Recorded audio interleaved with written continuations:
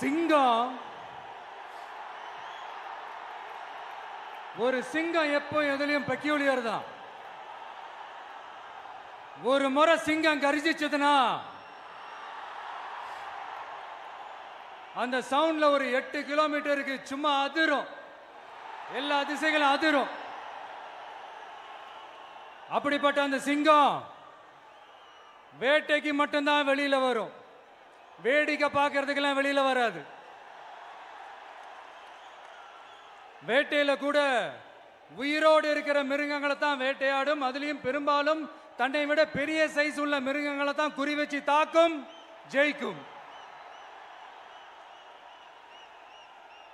எவ்வளவு பசியில் இருந்தாலும் உயிர் இல்லாததை, கெட்டு போனதை தொட்டு கூட பார்க்காது. அப்படிப்பட்ட அந்த சிங்கம் அவ்வளவு ஈஸியா எதையும் தொடாது, தொட்டா விடாது. காட்டோட 4 பக்கமும் மார்க்கிங் மை டெரிட்டரின்னு தன்னுடைய பவுண்டரியை தானே வகுக்கும். அப்படிதான் அந்த காட்டையை தன்னோட கண்ட்ரோல்ல வச்சிருக்கும். சிங்கத்துக்கு கூட்டத்தோட இருக்கிறதுக்கும் தெரியும், தனியா இருக்கிறதுக்கும் தெரியும். அப்படியே தனியா வரணும்னு நினைச்சாலும் அஞ்சாம அலட்டிக்காம சும்மா கெத்தா தனியா வந்து அத்தனை பேருக்கும் தண்ணி காட்டும். எப்போ எதிலையும் தன்னோட தனித்தன்மையை இழக்கவே இழக்காது. Yes, a lion is always a lion.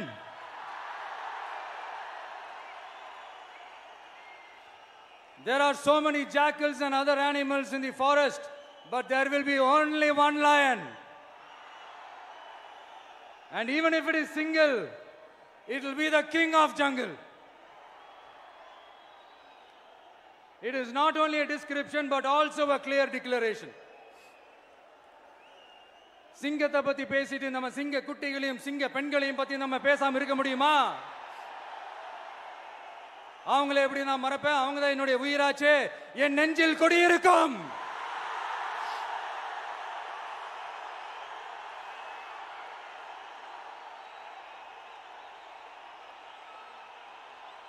என்னுடைய தோழர்களுக்கும் தோழிகளுக்கும்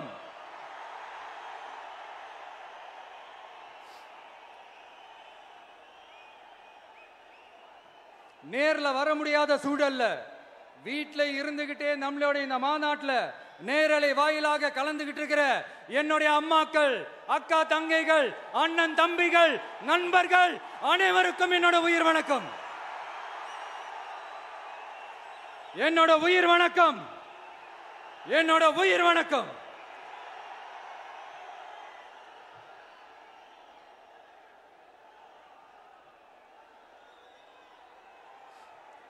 வீரம் விளையும் மாமதுரை மண்ணை வணங்குகிறேன். இந்த மதுரைனாலே உடனே ஞாபகத்துக்கு வரது சீறி பாஞ்சி துள்ளி குதிக்கிற யாருக்கும் அடங்காத காளைகள் விளையாடுற அலங்காநல்லூர் ஜல்லிக்கட்டு தான். நம்ம வைகை ஆறு தான். அழகர் ஆத்துல இறங்குற வைபவம், மதுரை மீனாட்சி அம்மன். இந்த மண்ணோட உண்மையான குணம் உணர்வு பூர்வமான மண் இது. அது மட்டும் இல்ல, இந்த மண்ணில் வாழ்ற மக்களும் அப்படித்தான் உணர்வு பூர்வமான ஆளுங்க. நான் இந்த மண்ணில் கால் எடுத்து வச்ச உடனே ஒரே ஒருத்தரை பத்தி தான் மனசுக்குள்ள ஓடிக்கிட்டே இருந்தது. அவர் யாருன்னு உங்களுக்கும் தெரிஞ்சிருக்கும். சினிமானாலும் சரி, அரசியல்னாலும் சரி, நமக்கு ரொம்ப ரொம்ப பிடிச்சது புரட்சி தலைவர் எம்ஜிஆர் அவர்கள் தான். அவரோட பழகிறதுக்கு எனக்கு வாய்ப்பு கிடைக்கல. ஆனா அவரை மாதிரியே குணம் கொண்ட என்னுடைய அண்ணன் புரட்சி கலைஞர் கேப்டன் விஜயகாந்த் அவர்களோட பழகிறதுக்கு எனக்கு நிறையவே வாய்ப்பு கிடைச்சது. அவரும் இந்த மதுரை மண்ணை சேர்ந்தவர் தானே, அவரை மறக்க முடியுமா? தமிழ்நாட்டு மக்கள் உணர்வுபூர்வமா உண்மையா நம்ம பக்கத்திலே நிக்கிறவங்க, அதுக்கு ஒரு மிகப்பெரிய அடையாளம் தான் இந்த மதுரை மண். நம்ம தமிழக வெற்றி கழகம் கையில் எடுத்திருக்கிற அரசியலும் அப்படித்தான். உண்மையான அரசியல், உணர்வு பூர்வமான அரசியல், நல்ல அரசியல், நல்லவங்களுக்கான அரசியல், நாட்டு மக்களுக்கான அரசியல், நல்லது மட்டுமே செய்கிற அரசியல்.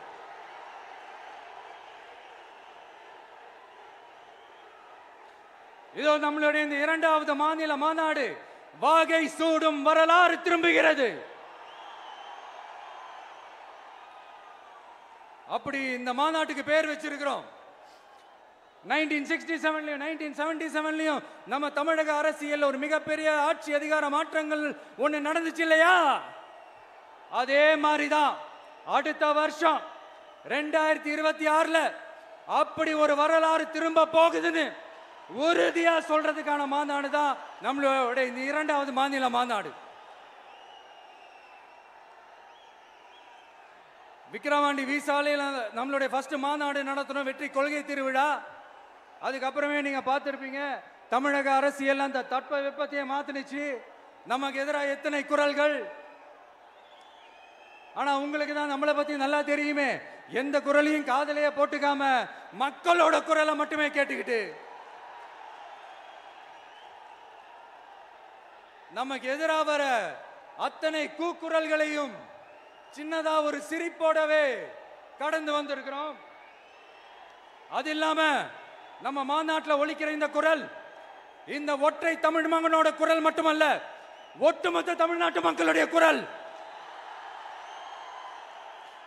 தமிழ்நாட்டில் இருக்கிற ஒவ்வொரு வீட்டில இருந்தும் ஒலிக்கிற குரல், ஒட்டுமொத்த உலகெங்கும் வாழும் ஒவ்வொரு தமிழ் வீட்டிலிருந்தும் எழும் குரல். இந்த சினிமா என்கிற மாபெரும் கலை ஆயுதத்தின் வாயிலாக சாதி, மதம், இனம், பாலினம், மொழி கடந்து இந்த நாட்டின் மூளை முடுக்கெங்கும் ரசிகர்களாக இருந்து தோழர்களாக நம்மோடு பயணிக்க துவங்கியுள்ள அனைவரோடும் இணைந்த ஒவ்வொரு மனிதருக்காகவும் ஒலிக்கிற உரிமை குரல். மாநில உரிமைக்காக, பெண் உரிமைக்காக, சமூக நீதிக்காக, சமநீதிக்காக, மதச்சார்பின்மைக்காக உண்மையா ஒலிக்கிற குரல். அதனால் இந்த குரலுக்கு எதிராக இன்னும் இன்னும் எத்தனை எத்தனை குரல்கள் வந்தாலும் ஓங்கி ஒலிக்குமே தவிர ஒரு நாளும் ஓயவே ஓயாது. Yes, it is an unstoppable voice, an unstoppable force.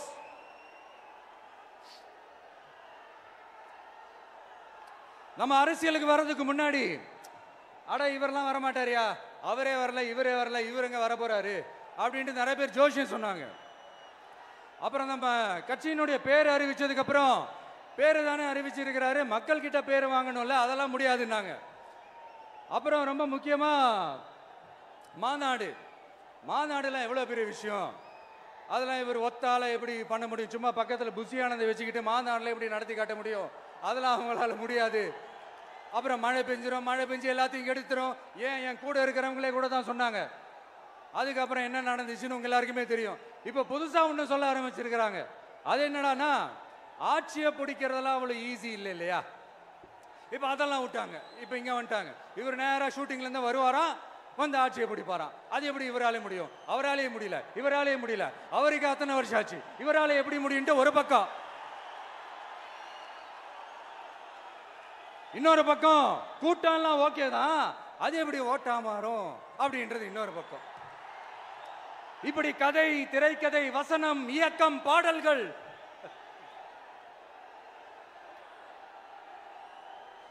அதனால இந்த அரசியல் ஆய்வாளர்களுக்கு நான் சொல்றதெல்லாம் ஒன்னேதான், நல்லா கேட்டுக்கங்க. இந்த விஜய் ஏதோ இந்த பல லட்சம் பேர் கூடுற கூட்டத்தில் மட்டுமே இருக்கிறாரு அப்படின்னு மட்டும் தப்பு கணக்கு போட்டாதீங்க. ஏன்னா நம்மளுடைய இந்த கூட்டம் வெறும் ஓட்டா மட்டும் இல்லைங்க, வரப்போற தேர்தலில் மக்கள் விரோத ஆட்சியாளர்களுக்கு நாம வைக்க போற வேட்டா, நம்மளை கோட்டைக்கு அனுப்ப போற ரூட்டா இருக்க போதுன்னு சீக்கிரமாவே தெரிஞ்சுப்பீங்க. ஏன்னா கோடிக்கணக்கானவங்களோட ஹார்ட்லயும் வீட்லயும் ஏற்கனவே ஆல்ரெடி உயிரா, உணர்வா, உறவா இருக்கிறோம். நம்மளுடைய கனெக்ட் எல்லாம் வெறும் மக்களோட மட்டும்தான். நாம யாருன்னு அவங்களுக்கு தெரியும், அவங்க யாருன்னு நமக்கு தெரியும். நாமளும் நம்ம மக்களும் எப்படி இருக்கிறோம்னு எதிரிங்களுக்கு நல்லாவே தெரியும். இருந்தாலும் இந்த விஜய் எதுக்குப்பா வந்திருக்கிறாரு, இவர் என்ன புதுசா என்ன திட்டம்லாம் சொல்லிட்டாரு அப்படின்னு வேற நிறைய கேள்விகள். இந்த சொல்றேன் தெரிஞ்சுக்கங்க. பெண் குழந்தைகள், பெண்கள் மற்றும் வயசானவங்களோட பாதுகாப்புல தான் நம்ம பிரையாரிட்டியே. அடுத்து இளைஞர்கள், உழவர்கள், உழைப்பாளர்கள், நெசவாளர்கள், மீனவர்கள், ஆதரவற்ற முதியோர்கள், மாற்றுத்திறனாளிகள், மூன்றாம் பால் இனத்தவர்கள்னு இன்னும் இங்க யாருக்கெல்லாம் கவர்மெண்டோட ஒரு ஸ்பெஷல் அட்டென்ஷன் தேவையோ அவங்க எல்லாருக்குமான ஒரு கவர்மெண்ட் அமைக்கிறது தான் நம்ம இலக்கே. நான் ஏற்கனவே சொன்னதை தான் இங்க நான் திரும்பவும் சொல்றேன். நம்மளுடைய இந்த தமிழக வெற்றி கழகம் ஏதோ அரசியல் ஆதாயத்துக்காக தொடங்கப்பட்ட கட்சியெல்லாம் கிடையாதுங்க. கொள்கை கோட்பாடுகளோடு தந்தை பெரியார், பெருந்தலைவர் காமராஜர், அண்ணல் அம்பேத்கர், வீரமங்க வேலு நாச்சியார், மக்கள் சேவகர் அஞ்சலை அம்மாள், நம்மளுடைய 5 கொள்கை தலைவர்களோட வழிகாட்டுதல்களோடு தொடங்கப்பட்ட கட்சி. நம்ம ஸ்டாண்ட்ல நாம எப்பவுமே ஸ்ட்ராங்கா தாங்க இருக்கிறோம். அதுல எந்த மாற்றத்துக்கோ எந்த சமரசத்துக்கோ துளி கூட இடமில்லை. நம்மளுடைய ஒரே கொள்கை எதிரி பாஜக தான். நம்மளுடைய ஒரே அரசியல் எதிரி திமுக தான். எப்படி? நம்மளுடைய ஒரே கொள்கை எதிரி, நம்மளுடைய ஒரே அரசியல் எதிரி ஏதோ அண்டர் கிரவுண்ட் ஆதாயத்துக்காக டீல் போட்டுக்கிட்டு டீல் பேசிக்கிட்டு இந்த அலையன்ஸ் வச்சுக்கிட்டு இந்த ஊரை ஏமாத்துற கட்சி எல்லாம் நம்ம டிவிக்கே கிடையாதுங்க. யாருக்காகவும் எதுக்காகவும் எந்த பயமும் கிடையாது. மாபெரும் பெண்கள் சக்தி நம்மளோட இருக்கிறாங்க. மாபெரும் இளைஞர்கள் சக்தி நம்மளோட இருக்கிறாங்க. ஒட்டுமொத்த தமிழ்நாட்டு மக்களுடைய சக்தி நம்மளோட நிக்கிறாங்க. அப்படி இருக்கும்போது இந்தியாவில் இருக்கிற எல்லா ஸ்டேட்லயும் வாழ்ற நம்ம தமிழ் நெஞ்சங்கள் மட்டும் இல்ல, உலகம் பூரா 100க்கும் மேலான நாடுகள்ல வாழ்ற நம்ம தாய் தமிழ் உறவுகள் எல்லாருமே என்ன விஜய் தளபதி விஜய் இல்லனா விஜய் தளபதி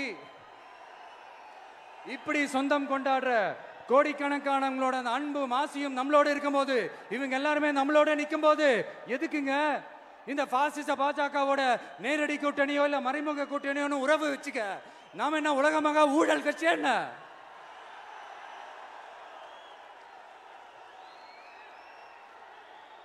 நம்மளை பத்தி சின்னதா ஒரு உண்மை ஒண்ணு சொல்லலாமா?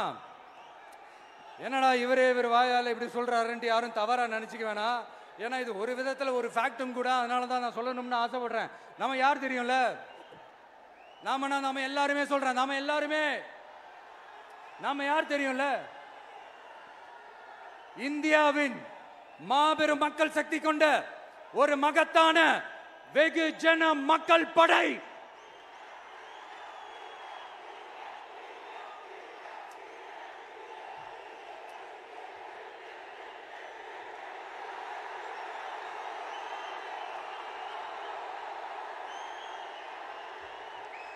அதனால நம்ம தலைமையில நாம அமைக்க போற இந்த உண்மையான மக்களாட்சிக்கான அச்சாரமாக மாபெரும் மக்கள் சக்தியே அணி அணியாக நம்மளோட திரண்டு நிக்கிறப்போ இந்த அடிமை கூட்டணியில சேர வேண்டிய அவசியம் நமக்கு எதுக்குங்க? நம்மளுடைய இந்த கூட்டணி சுயமிழந்த கூட்டணியெல்லாம் இருக்காது, சுய மரியாதை கூட்டணியா தான் இருக்கும். இந்த ஒரு பக்கம் RSS கிட்ட அடிபணிஞ்சுக்கிட்டு, இன்னொரு பக்கம் மதச்சார்பற்ற கூட்டணின்னு இந்த மக்களை ஏமாத்துற கூட்டணியெல்லாம் நம்ம கூட்டணி இருக்காது.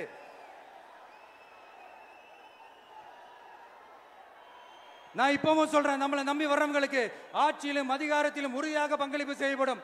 உடனே இந்த கேள்விகள்லாம் வரும். அப்ப யாரு கூட்டணி, யாரு வரா, யாரு போறா, இந்த கேள்விகள்லாம் வரும்.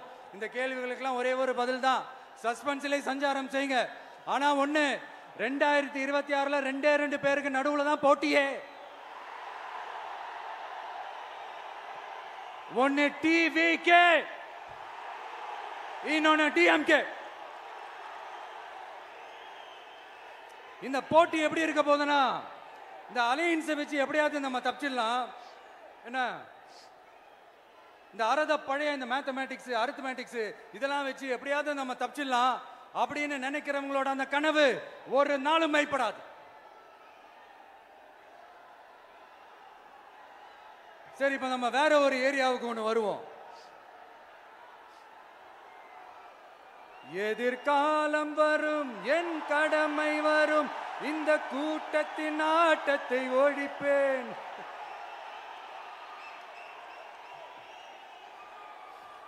மக்கள் அரசியல் என்ற அந்த சவுக்க கையில் எடுக்கலாமா?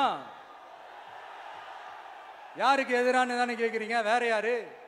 மறைமுக உறவுக்காரர்களான பாசிச பாஜகவும் பாய்சன் திமுகவும் தான்.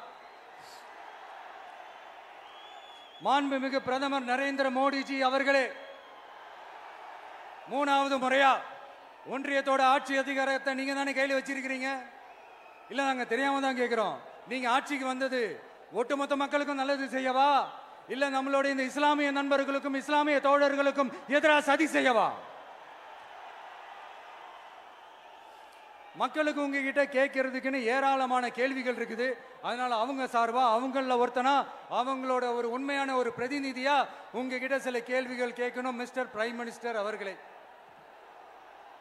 நம்ம தமிழ்நாட்டு மீனவர்கள் கிட்டத்தட்ட ஒரு 800 பேருக்கு மேல இலங்கை கடற்படையால தாக்கி அழிக்கப்பட்டிருக்கிறாங்க.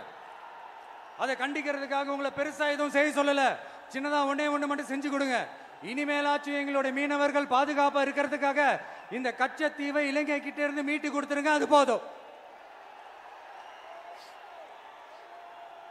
உங்களுடைய இந்த முரட்டு பிடிவாதத்தால நீங்க நடத்துற இந்த நீட்டு தேர்வு, அதனால இங்க என்னென்ன நடக்குதுன்னு சொல்றதுக்கே மனசு வலிக்குது. அதனால அந்த நீட்டு தேர்வு தேவையில்லைன்னு அறிவிச்சிருங்க, அது போதும். செய்வீர்களா திரு நரேந்திரபாய் தாமோதர் மோடிஜி அவர்களே? எங்களுக்கு என்னென்ன தேவையோ, என்னென்ன நல்லதோ அதெல்லாம் செய்ய மாட்டேங்கிறீங்க. ஆனா ஆட்சி அதிகாரத்தை மட்டும் கையில வச்சுக்கிட்டு மக்களை ஏமாத்த நேரடியாக ஒரு பாசிச பாஜக அடிமை கூட்டணி ஒண்ணு. அடுத்து உங்களோட இந்த மைனாரிட்டி ஆட்சியை ஓட்டுறதுக்காக மறைமுகமாக RSS அடிமை குடும்பம்னு இன்னொரு கூட்டணி. இப்படி மக்கள் சக்தியே இல்லாத இந்த ஊழல் கட்சிகளை மிரட்டி அடிபணிய வச்சு 2029 வரைக்கும் சொகுசு பயணம் போயிடலாம்னு திட்டம் தீட்டி வச்சிருக்கிறீங்க. அதானே ஜி? என்ன ஜி? ஒண்ணு மட்டும் சொல்றேன், தெரிஞ்சுக்கங்க. என்னதான் நீங்க இந்த நேரடி மறைமுக கூட்டணின்னு குட்டிகரணம் போட்டாலும் தாமரை இலையில தண்ணியே ஒட்டாது. தமிழக மக்கள் மட்டும் எப்படி ஒட்டுவாங்க?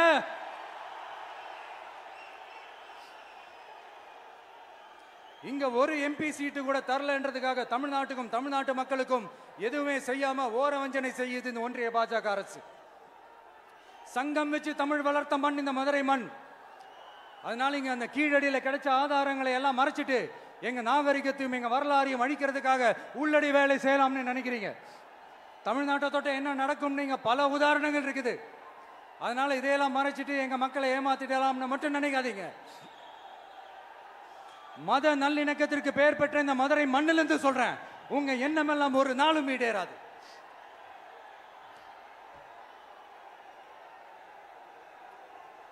எம்ஜிஆர்னா யார் தெரியும்ல? அவர் மாஸ்னா என்னன்னு தெரியும்ல? அவர் உயிரோடு இருக்கிற வரைக்கும் அந்த CM சீட்டை பத்தி ஒருத்தராலையும் நினைச்சு கூட பார்க்க முடியல, கனவு கூட காண முடியல. எப்படியாவது அந்த CM சீட்டை என்கிட்ட கொடுத்துருங்க, என் நண்பர் எம்ஜிஆர் திரும்ப வந்ததுக்கு அப்புறம் நான் திருப்பி கொடுத்துறேன்னு தன்னோட எதிரியை கூட மக்கள் கிட்ட கெஞ்ச வச்சவர் எம்ஜிஆர். எப்படி கெஞ்ச வச்சவர்?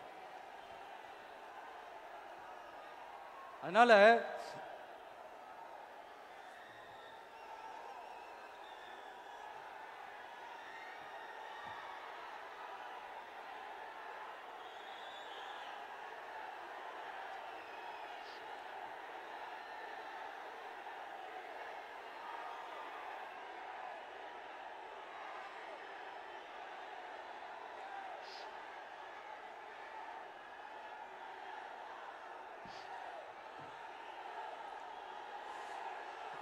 ஆனா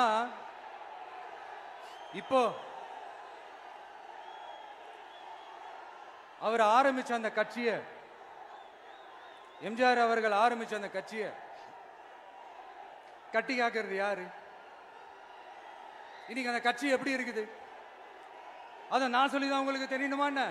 அப்பாவி தொண்டர்கள் அதை வெளியில சொல்ல முடியாம வேதனையில தவிக்கிறாங்க. 2026 சட்டமன்ற தேர்தலில் யாருக்கு ஓட்டு போடணும், எப்படிப்பட்ட ஆட்சி இங்க அமையணும்னு அந்த அப்பழுக்கற்ற அந்த தொண்டர்களுக்கும் ரொம்ப நல்லாவே தெரியும். அதனால என்ன வேஷம் போட்டுக்கிட்டு பாஜக இங்க தமிழ்நாட்டுக்குள்ள வந்தாலும் அவங்க வித்தை எல்லாம் இங்க வேலைக்கே ஆகாது. இப்படி பொருந்தா கூட்டணியா இந்த பாஜக கூட்டணி இருக்கிறதுனால இப்ப ஆட்சியில இருக்கிற இந்த வெற்றி விளம்பர மாடல் திமுக என்ன செய்துன்னு தெரியும்ல? பாஜகவோட உள்ளுக்குள்ள ஒரு உறவை ஒன்று வச்சுக்கிட்டு வெளியில எதிர்க்கிற மாதிரி ஒரு டிராமா ஒன்று பண்ணிக்கிட்டு எதிர்கட்சியா இருந்தா போங்க மோடின்னு பலூன் விடுறது, ஆளுங்கட்சியாருன்னா வாங்க முடியும்னு கொடை பிடிச்சுக்கிட்டு கும்பிடு போடுறது. இது மட்டுமா? ஒரு ரைடுன்னு ஒன்று வந்துட்டா போதும், இது வரைக்கும் போகவே போகாத ஒரு மீட்டிங், அதை காரணம் காட்டி டெல்லிக்கு போறது, அங்க ஒரு சீக்ரெட் மீட்டிங் நடத்துறது. நல்லா நோட் பண்ணணும் மக்களே, அந்த மீட்டிங் அப்புறம் இந்த இஷ்யூ அப்படியே காணாம போயிருக்குமே. அதேதான் Stalin uncle, what uncle is very wrong uncle.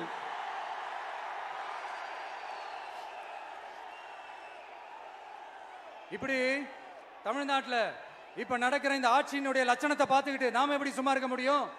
ஒரு தவறு செய்தால், அதை தெரிந்து செய்தால், அவர் கபட நாடக மு.க. ஸ்டாலின் அங்கிளாகவே இருந்தாலும், அங்கிள் உங்களுக்கு மனசாட்சின்னு ஒன்று இருந்துச்சுன்னா நாங்க கேட்கிற கேள்விகளுக்கு மட்டும் கொஞ்சம் பதில் சொல்லுங்க அங்கிள். நீங்க நடத்துற இந்த ஆட்சியில நேர்மை இருக்கா? நியாயம் இருக்கா? ஊழல் இல்லாம இருக்கா? சட்டம் ஒழுங்கு சரியா இருக்கா? பெண்களுக்கு பாதுகாப்பு இருக்கா? பொதுமக்களுக்கு பாதுகாப்பு இருக்கா? இயற்கை வளங்களுக்கு பாதுகாப்பு இருக்கா? சொல்லுங்க மை டியர் அங்கிள், சொல்லுங்க. டாஸ்மாக்ல மட்டுமே இது வரைக்கும் 1000 கோடிக்கு மேல ஊழல்னு சொல்றாங்க. அதுல மட்டுமா தப்பு நடக்குது? வேற எதுல தான் நடக்கல? உலகத்திலே மிஸ்டர் கிளீன் ரெக்கார்ட்ஸ் எல்லாம் உங்களுக்கும் உங்க கூட இருக்கிறவங்களுக்கும் மட்டும்தான் அங்கிள் கொடுக்கணும்.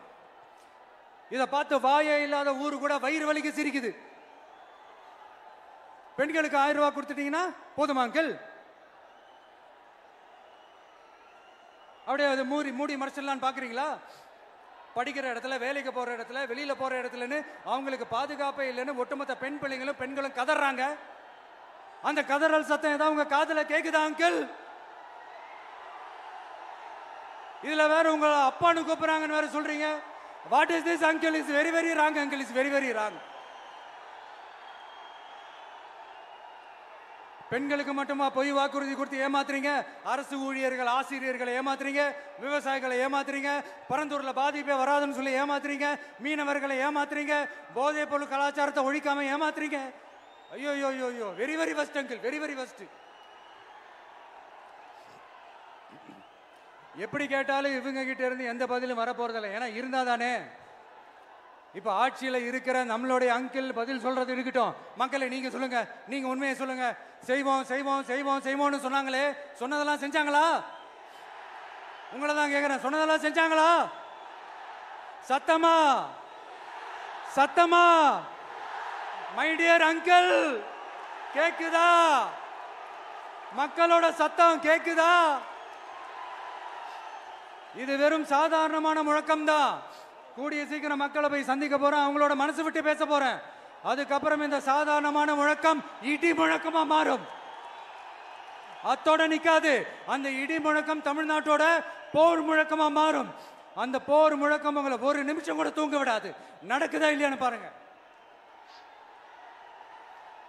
என்னடா இவன் இவ்வளவு ஸ்ட்ராங்கா சொல்றானேன்னு பாக்குறீங்களா? எல்லாரும் கட்சி ஆரம்பிச்சதுக்கு அப்புறம் தான் ஒவ்வொரு வீட்டுக்குள்ளேயும் போறதுக்கு ட்ரை பண்ணுவாங்க. ஆனா நாங்க அப்படி இல்லை. ஒவ்வொரு வீட்டுக்குள்ளேயும் போனதுக்கு அப்புறம் தான் கட்சியாவே ஆரம்பிச்சிருக்கிறோம்.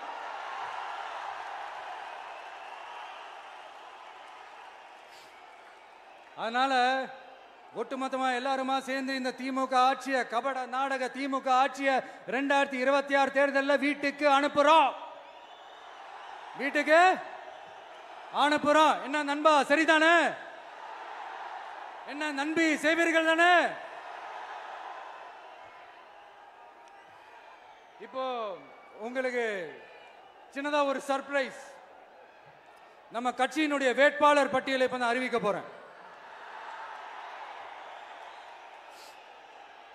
மதுரை கிழக்கு வேட்பாளர் விஜய். இன்னும் முடிக்கல. ஒரு நிமிஷம், இன்னும் முடிக்கல. மதுரை மேற்கு வேட்பாளர் விஜய்.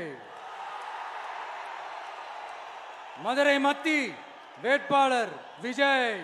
மதுரை தெற்கு வேட்பாளர் விஜய். மதுரை வடக்கு வேட்பாளர் விஜய். மேலூர் விஜய். சோழவந்தான் விஜய். திருப்பரங்குன்றம் விஜய். திருமங்கலம் விஜய். உசிலம்பட்டி விஜய்.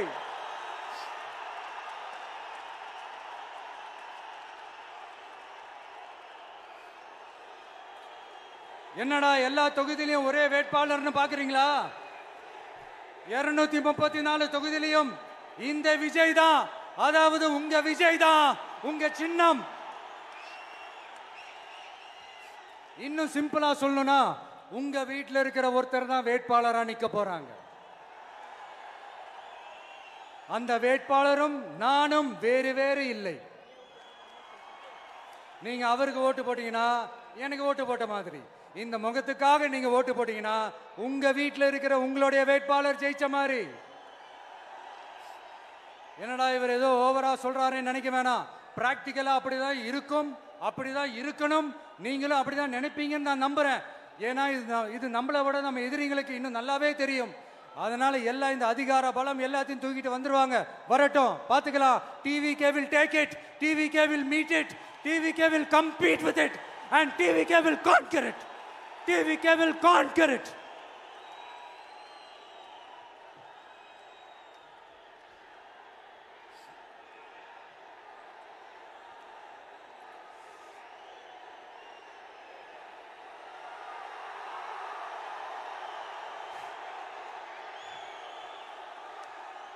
இந்த நேரத்தில் நம்ம மனசுல இருக்கிறத மக்கள் கிட்ட சொல்லி ஆகணும். தூத்துக்குடி ஸ்னோலினோட அம்மா என்ன அவங்களோட தம்பி, இன்னும் அவங்க பொண்ணுக்கு நான் தாய் மாமன்னு சொன்னாங்க. அந்த அக்காவோட குழந்தைக்கு மட்டும் இல்லைங்க, என்ன அண்ணனா தம்பியா நினைக்கிற தமிழ்நாட்டில் இருக்கிற என்னோட எல்லா சகோதரிகளின் குழந்தைகளுக்கும் நான் இன்னைக்கு மட்டும் இல்ல, என்னைக்குமே ஒரு தாய் மாமனா தான் இருப்பேன். நீங்க எல்லாரும் என்னுடைய ரத்த உறவு, கூட பிறந்த பொறுப்பு. என் வீட்டு ரேஷன் கார்டுல வேணா உங்க பேர் இல்லாம இருக்கலாம், உங்க வீட்டு ரேஷன் கார்டுல வேணா என் பேர் இல்லாம இருக்கலாம். ஆனா நாம் எல்லாரும் ஒண்ணுதான், உறவுதான். நமக்கு இடையே எந்த அரசியலும் உள்ள நுழையவே முடியாது. என்கிட்ட இருந்து உங்களையும் உங்ககிட்ட இருந்து என்னையும் எந்த சக்தியாலும் பிரிக்கவே முடியாது. அப்புறம் நான் ஒன்னும் இந்த மார்க்கெட் போனதுக்கு அப்புறம், ரிட்டையர் ஆனதுக்கு அப்புறம் அடைக்கலம் தேடி அரசியலுக்கு வரல. படைக்கலனோட வந்திருக்கிறோம். பவர்ஃபுல் ஃபோர்ஸோட, மாபெரும் படை வரிசையோட, எல்லாத்துக்கும் தயாராகி தான் வந்திருக்கிறோம். இவ்வளவு தயாரா நாம அரசியலுக்கு வர்றதுக்கு ரொம்ப ரொம்ப முக்கிய காரணம் ஒண்ணு இருக்கு. அது என்ன தெரியுமா? நன்றி கடன், நன்றி கடன், நன்றி கடன்.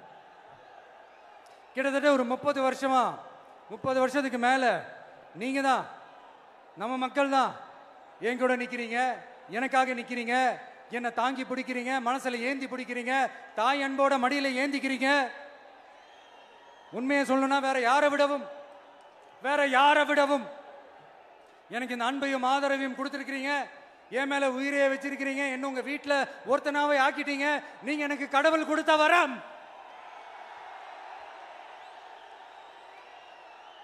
உலகம் பூரா நமக்காக நம்ம கூட நிக்கிற நம்ம மக்களை நான் எப்படி மறப்பேன்?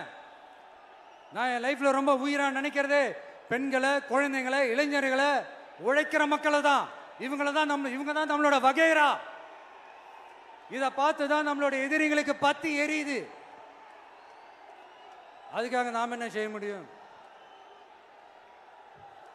அதனால நம்ம உறவுகளை, சொந்தத்தை, வகைராவை யாருக்காகவும் எதுக்காகவும் விட்டு கொடுக்க முடியாது இல்லையா? Here at this moment among this August gathering, I want to open my heart and say I enjoy people, I respect people, I worship people.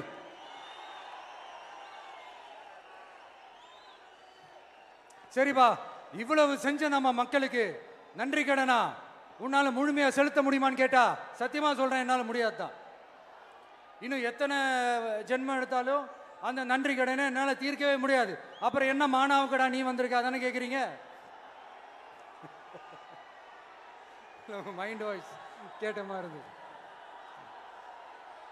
வாழ்நாள் முழுக்க நம்ம மக்களுக்காக ஆதரவா துணையா நிக்கிறத தவிர, அவங்களுக்காக உழைக்கிறத தவிர எனக்கு வேற எந்த எண்ணமும் இல்லை. எனக்கு இப்ப வேற வேலையும் இல்லை. இனிமே எனக்கு இதுதான் என் வேலையே, என் கடன் இனி என் மக்களுக்கு பணி செய்து கிடப்பதே. இப்படியா ஹார்ட் டு ஹார்ட் யதார்த்தமா பேசிய பழகிட்டோம். இதுக்கு மேலேயும் எனக்கும் மக்களுக்கும் இடையே இருக்கிற அந்த உறவை பத்தி நான் பேச ஆரம்பிச்சேன்னா ஒரு மாதிரி எமோஷனல் ஆகிடுவேன். அப்புறம் அதை கண்ட்ரோல் பண்ணுறது ரொம்ப கஷ்டம். அதனால என்னை மனசார நேசிக்கிற நம்ம மக்களுக்கு ஒன்றே ஒன்று சொல்றேன். இந்த விஜய் உங்க விஜய், உங்களுக்கான விஜய், உங்களுக்காக மட்டுமே இருக்கிற விஜய். உங்க கூட நிக்க, உங்களுக்காக நிக்க, உண்மையா நிக்க, உணர்வோட நிக்க, உறுதியா நிக்க, உங்க கூட பேச, உங்களுக்காக பேச, உண்மையா பேச, உணர்வோட பேச, உறுதியா பேச, உங்களுக்காக சேவை செய்ய உங்க விஜய் நான் வர.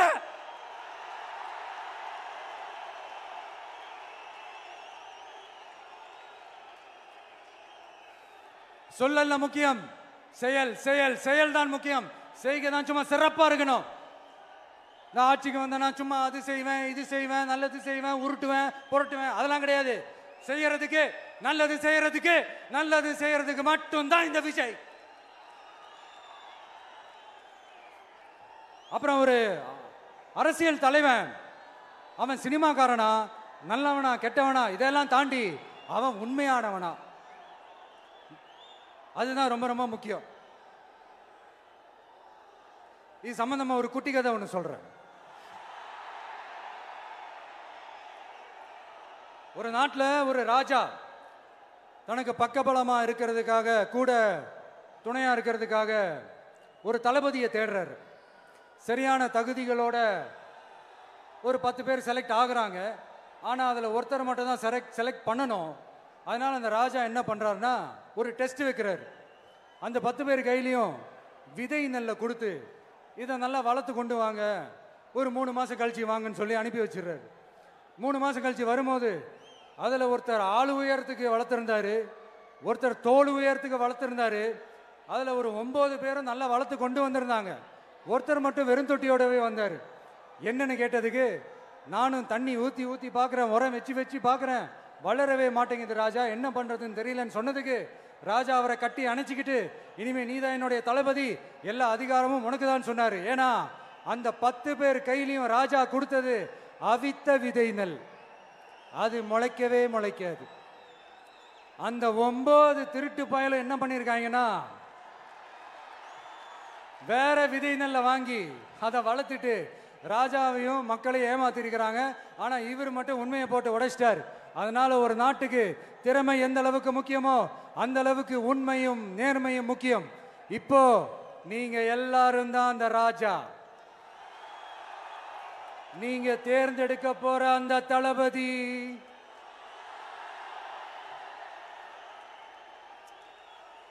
சும்மா சினிமாக்காரன் சினிமாக்காரன் சினிமாக்காரன். அம்பேத்கர் அவர்களை தோக்கடிச்சது சினிமாக்காரன் இல்ல, அரசியல்வாதி. காமராஜர் அவர்களை தோக்கடிச்சது, இங்க விருதுநகர் பகுதியில் தோக்கடிச்சது சினிமாக்காரன் இல்ல, இன்னொரு அரசியல்வாதி. இன்னைக்கும் நம்ம கூட வாழ்ந்துட்டு இருக்கிற நல்ல கண்ணு ஐயாவை தோக்கடிச்சது சினிமாக்காரன் இல்ல, அரசியல்வாதி. இப்படிப்பட்ட நல்ல நல்ல தலைவர்களை எதிர்த்து நின்று தோக்கடிக்கணும்னு அந்த எண்ணத்தை உருவாக்குனது சினிமாக்காரன் இல்ல, அரசியல்வாதி. அதனால எல்லா அரசியல்வாதியும் அறிவாளியும் கிடையாது, எல்லா சினிமாக்காரனும் முட்டாளும் கிடையாது. கான்பிடண்டா இருங்க, நல்லதே நடக்கும், வெற்றி நிச்சயம். மீண்டும் சந்திக்கும் வரை நன்றி, வணக்கம்.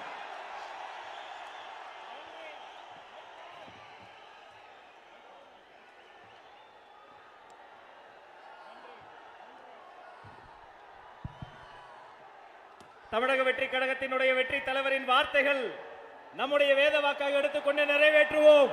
கட்டுக்கடங்காத கூட்டத்தின் நலன் கருதி தீர்மானங்கள் தனியாக வெளியிடப்படும் என்று சொல்லி